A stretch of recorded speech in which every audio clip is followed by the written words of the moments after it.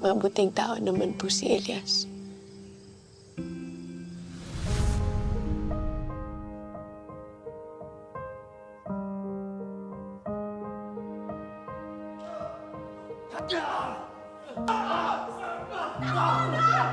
Balik.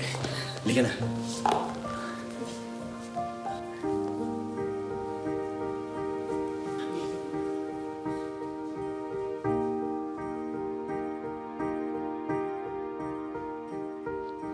Parts.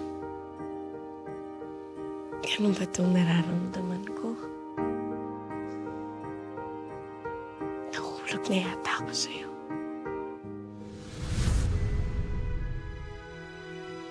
Hindi niya naman po kasalanan kung hindi niya ako kayang mahalin eh.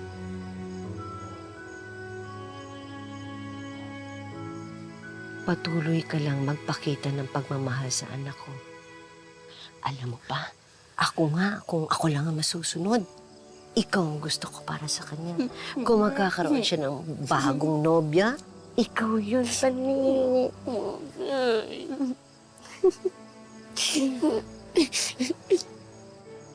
Ayoko na nga pong pag-usapan tong love-love. Tama na po ito, kanina pa po ako umiiyak eh.